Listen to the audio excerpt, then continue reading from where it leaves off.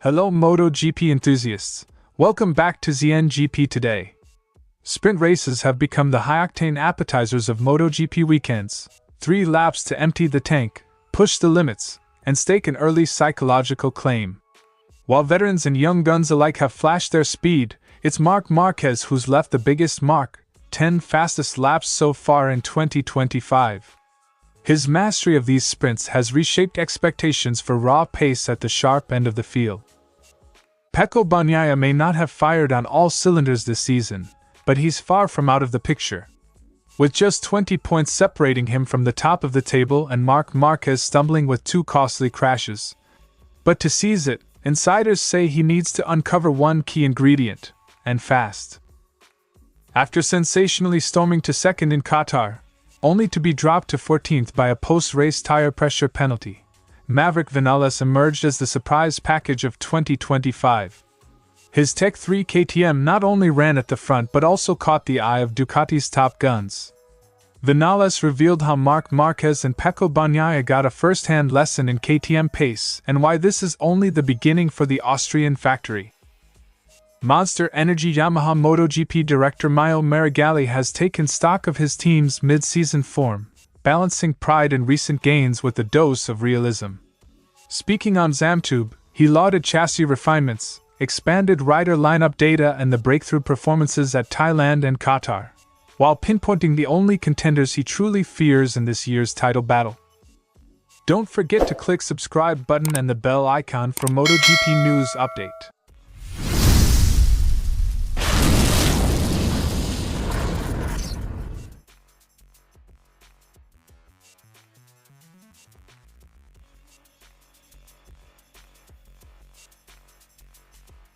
No one has been quicker through a flying lap in the new sprint format than Marquez. 10 times he's edged out every contender for that coveted, fastest lap, tag, and it's more than just a number. It underscores his ability to instantly find grip and confidence in wheel-to-wheel chaos. Sprint races demand everything in a flash. It's where I can push to the very edge without holding back, Marc Márquez said. Just behind Marquez, Pecco Bagnaia, 9, and Jorge Martin, 8, form a tightly bunched podium of raw sprint pace. Enea Bastianini has impressed too, notching 2 fastest laps, while Marco Bezzecchi, despite a tricky start to 2025, leads the Aprilia brigade with 6. Nailing that one perfect lap in a sprint takes total focus. It's a real test of nerve and timing. Enea Bastianini statement. A host of big names have registered single fastest laps, from Dani Pedrosa to Pedro Acosta. Alex Marquez's solo sprint triumph at Mugello and Jack Miller's late-season charge remind us that in 2025, any rider can ignite under the right circumstances. I love sprints because there's zero margin for error. Every corner, every gear change counts, Bagnaia said. Beyond raw throttle on bravado, Marquez's tally reflects a profound synergy with the Ducati Desmosedici GP. His team has fine-tuned electronics and chassis settings to suit his aggressive style, letting him hammer out that perfect flyer even when track temperatures spike. Marc has an uncanny knack for hitting the exact limit. His feedback turned our setup into a sprint-winning machine, Luigi Dallegna said. With the championship battle tightening, those sprint race stats carry real weight. A fastest lap not only boosts rider morale, it also sends a message to rivals and sponsors. As the paddock heads to Le Mans and beyond, expect Marquez's sprint benchmark to be the one everyone measures against. Chasing fastest laps isn't just ego, it's a statement that you're here to win every wheel-to-wheel fight, Martin added. 10 fastest laps in sprint races. Marc Márquez isn't just breaking records, he's redefining the art of short burst speed. But with Bagnaia, Martin, and a gaggle of informed riders nipping at his heels, every sprint weekend promises a fresh and furious challenge. The 2025 title fight remains wide open thanks to back-to-back unforced errors from Marc Márquez in Austin and Jerez. That misfortune cracked the door open for Bagnaia, now 3rd in the standings and only 19 points behind his teammate. If Pecco can find that missing piece, after the 2 big mistakes by Marc, Then suddenly we have a championship on our hands. Quote from Insider. While Bagnaia has wrestled with the new GP25's handling, particularly on corner entry, the recent post-race test in Jerez offered a rare moment to dig deep and try different directions.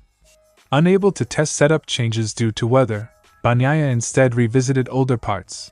Ironically, ones Marc has continued to use. I couldn't try everything I wanted, but I've got some things I'll bring to Le Mans. I'm optimistic, Bagnaia said.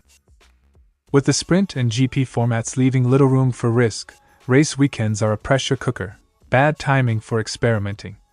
That's why the Jerez test day mattered. As one source noted, it's not that Bagnaia lacks talent, it's that he's missing something in corner entry. There is so much pressure on riders over the weekend, they don't want to experiment. That's why Monday testing is vital. MotoGP analyst statement. With the French GP at Le Mans on deck, Bagnaia enters a critical stretch of European circuits that could play to his strengths, if he can tune the Ducati to respond. He knows what's at stake, and so does Ducati. We need Pecco in that battle. We need him winning and able to make passes. Factory team source statement. Despite a rocky start to 2025, Bagnaia is still very much in the title picture. His calm confidence and sharp racecraft remain assets, but unlocking the full potential of the GP25, and doing it soon, will determine whether he joins the Marquez brothers in a three-way fight for MotoGP supremacy. I'm not where I want to be yet, but we're close. And when it clicks, we'll be back at the front, Bagnaia concluded. With momentum shifting and the championship wide open, Bagnaia's search for the missing piece has become Ducati's priority. If he finds it at Le Mans, the 2025 title race might just get a whole lot tighter. In the paddock's most animated scene, Vinales found himself deep in technical discussion with Marquez and Bagnaia after the Qatar GP. It marked the first true race-long scrap between a KTM and Ducati at the front of the field, and according to Vinales, it left an impression. It was the first time they'd battled with a KTM in a real battle, in a race. Now, they understand the strength of the bike, Maverick Vinales said. Vinales had predicted a podium run but not a fight for the win, yet everything clicked under the floodlights of Losail. Leading laps, trading blows with Marquez, and setting fastest sectors, he showcased KTM's top speed potential before technicalities relegated him down the order. I predicted to be behind someone. I thought I had potential for the podium but not to fight for the race. The Qatar pace didn't emerge overnight. Vinales pointed to a turning point in Argentina when chassis tweaks unlocked better balance, followed by confidence-boosting runs in Austin despite technical gremlins. By Losail, the KTM was finally delivering on its promise. It clicked in Argentina when we found better balance. I had a really good feeling in Austin. Then in Qatar we put a weekend together. Despite a winless history at the sharp end, KTM's long-term project is now showing clear progress. Vinales urged patience and persistence as the Austrian outfit continues to learn, and warned rivals that their straight-line speed can no longer be underestimated. There is a light for KTM because this project is long-term, not short. We have to keep working. Off track, fatherhood has tempered Vinales' fiery streak, teaching him to channel emotion into consistency rather than frustration. His two children even made the trip to Qatar, adding a personal milestone to an otherwise bittersweet weekend. He backed up his Losail pace with a fourth place in Jerez, keeping KTM firmly in the conversation. I have learned a lot when I became a father. With two little kids, you cannot get frustrated. From Qatar's high-speed duels to Jerez's top 5 finish, Maverick Vinales and KTM have sent a clear message. The factory from Austria can mix it with the best. With Ducati stars now fully aware of KTM's horsepower, and Vinales' calm resolve, expect the orange charge to be a defining storyline as the season unfolds. Yamaha's winter flash in the pan at Sepang had fans dreaming, but Marigali warned those times weren't reflective of the true baseline. As the team rounded out the first half of 2025, measurable lap time drops at Qatar's time attack and steady gains circuit-wide confirm that the M1's evolution is no mirage, yet consistency remains the watchword. Perhaps we were a little too fast in the Sepang tests, creating expectations, but we knew that wasn't our true potential. Maio Meregalli's statement. A single satellite team once offered limited insights. Now, with Fabio Quartararo, Alex Rins, Jack Miller and test rider Cal Crutchlow, in fit instance, Yamaha efficiently doubles its setup feedback. Meregalli made special mention of Miller's adaptability, praising how the Aussie, once regarded as ill-suited to the M1, has become instrumental in low-grip development. Having 4 riders is a significant asset. We can obtain twice as much data as last year, which allows us to speed up the bike setup. Quartararo's form has reaffirmed his world-class status, but misfortune in Austin underscored MotoGP's cruel margins. Meanwhile, Rins's Thailand to Qatar recovery from a wrist injury showcased his resilience, highlighted by his solo Q2 lap in Qatar, before a rogue stone robbed him of full arm strength in the race. Fabio's confirming that he's a champion, and Alex, getting into Q2 from Q1 without a toe, showed real grit despite his arm issues.